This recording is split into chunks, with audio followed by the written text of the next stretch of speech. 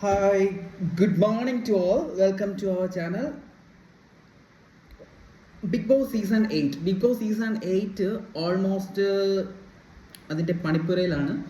അഗ്നി പരീക്ഷ അതിൻ്റെ എപ്പിസോഡ്സുകളൊക്കെ നമുക്ക് ഉടനെയൊക്കെ കാണാം നമ്മുടെ ജിയോ ഹോട്ട്സ്റ്റാർ ത്രൂ. അതല്ലാതെ നമുക്ക് കുറച്ച് പ്രഡിക്ഷൻ ലിസ്റ്റുകൾ സെറ്റ് ചെയ്താലോ? പ്രഡിക്ഷൻസ് ആരൊക്കെ വരാം, എങ്ങനെയൊക്കെ വരാം. എന്തായാലും നമ്മൾ പോകുന്നില്ല, ആരൊക്കെ വരാമെന്നൊക്കെ പറയാമല്ലോ നമുക്ക്, അല്ലേ?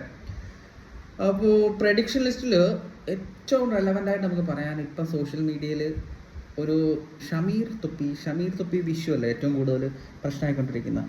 അപ്പം നമ്മുടെ നിഹാദ് തൊപ്പി, മുഹമ്മദ് നിഹാദാണ് പുള്ളിക്കാരൻ്റെ പേര്.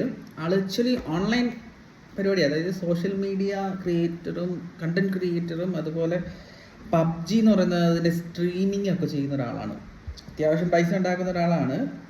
അയാൾ കണ്ണൂരുകാരനാണ്.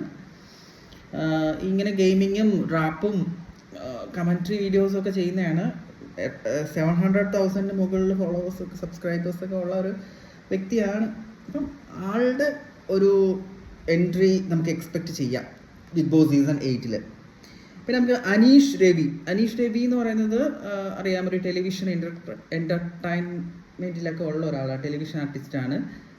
പുള്ളി ഒരു സ്റ്റേജ് പെർഫോമർ കൂടിയാണ്. 2000 ആ സമയത്തൊക്കെ ദൂരദർശനിലുള്ള പ്രോഗ്രാംസിലൊക്കെ നമുക്ക് കൂടുതൽ അറിയാനായിട്ട് ഒരു പ്രോഗ്രാം ഉണ്ടായിരുന്നത്, ഇത് കാര്യം നിസ്സാരം. ഇതിൽ പുള്ളിക്കാരനാണ് അതിലെ മെയിൻ റോൾ. അതുപോലെ തന്നെ അളിയൻ വേഴ്സ് അളിയൻ അങ്ങനെയൊക്കെയുള്ള പരിപാടി ഇല്ലേ, അതൊക്കെ ഉണ്ടായിരുന്നു. അത്യാവശ്യം നല്ലൊരു ആളായിരിക്കാം വന്നു കഴിഞ്ഞാൽ. പിന്നെ നമുക്ക് നമ്മുടെ മെയിൻ ആക്ടിവിസ്റ്റും ഒരു ഡിബൈറ്ററും ഒക്കെ ആയിട്ടുള്ള ലോയൊക്കെ പഠിച്ചിട്ടുള്ള പബ്ലിക് സ്പീക്കറായിട്ടുള്ള നമ്മുടെ സ്വന്തം രാഹുൽ ഈശ്വർ വരാനുള്ള സാധ്യതകൾ കൂടുന്നുണ്ട്. കാരണം രാഹുൽ ഈശ്വർ എന്ന് പറയുന്ന ആൾ അത്യാവശ്യം ഇപ്പോൾ ഒരു കോൺട്രവേഴ്സിയിലൊക്കെ ഏർപ്പെട്ട് ജയിലിലൊക്കെ പോകേണ്ട ഒരു സ്റ്റേജൊക്കെ വന്നു.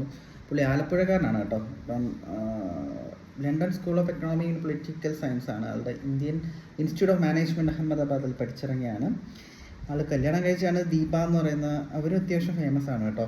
അങ്ങനെയുള്ള ഒരാളാണ് പുള്ളിക്കാരൻ. വന്നാൽ അത്യാവശ്യം അറിയാലോ, പണ്ട് രേവതി മാമൊക്കെ ചെയ്തുകൊണ്ടിരുന്നൊരു പ്രോഗ്രാമില്ലേ, അതിൽ ആളുണ്ടായിരുന്നു, രാഹുൽ ഈശ്വർ ഉണ്ടായിരുന്നു. എനിക്ക് തോന്നുന്നു ആളായിരുന്നോ വിന്നർ എന്നൊരു സംശയമുണ്ട്.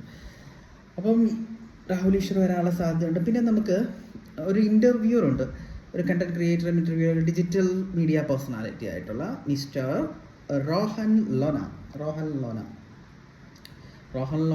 ഒക്കെ വരാനുള്ള. കഴിഞ്ഞ പ്രാവശ്യം നമുക്ക് പലരും പ്രഡിക്ഷൻ ലിസ്റ്റിൽ ഈ റോഹൻ ലോനയുടെ കാര്യങ്ങളൊക്കെ എടുത്തിടുന്നുണ്ടായിരുന്നു. ആൾ കൊച്ചിക്കാരനാണ്. മാസ് കമ്മ്യൂണിക്കേഷനൊക്കെ പഠിച്ച കേട്ടോ. ടെലിവിഷൻ ആങ്കറായിട്ടും ഇൻ്റർവ്യൂറായിട്ടൊക്കെ ഇപ്പം പോകുന്ന ഒരാളാണ് പുള്ളിക്കാരൻ. വന്നാൽ അത്യാവശ്യം യൂത്തിനെ അട്രാക്റ്റ് ചെയ്യുന്ന ഒരു പേഴ്സണാലിറ്റി ആവാൻ സാധ്യത ഉണ്ട്. ഓക്കെ. പിന്നെ നമ്മുടെ മൂവി റിവ്യൂവർ അല്ലേ, വ്ളോഗറൊക്കെ ആയിട്ടുള്ള സോഷ്യൽ മീഡിയ ഇൻഫ്ലുവൻസർ ആയിട്ടുള്ള ചെകുത്താൻ അല്ലേ, അയാൾ വരാനുള്ള സാധ്യതയുണ്ട്. അയാളുടെ ഒറിജിനൽ പേരെന്തോ അജു അലക്സ് എന്നാണ്.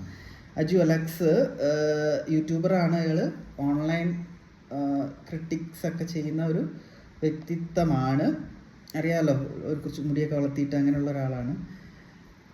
പുള്ളിയൊക്കെ വന്നാൽ അത്യാവശ്യം സെറ്റായിരിക്കും. കാരണം ആൾക്ക് അത്യാവശ്യം റിവ്യൂ ചെയ്ത് നാട്ടിലുള്ള എല്ലാവരെയും കുറിച്ചുള്ള ഒരു ധാരണ ഉണ്ടാകുന്നുണ്ട്.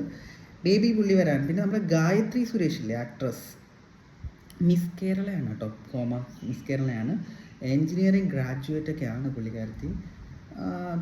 ബ്യൂട്ടി ക്യൂൻ എന്നുള്ള രീതിയിൽ പുള്ളിക്കാരത്തി വന്നു കഴിഞ്ഞാൽ നമുക്ക് കുറച്ച് യൂത്തിനെയൊക്കെ പിടിച്ചിരുത്താൻ പറ്റിയ ഒരാളായിരിക്കും.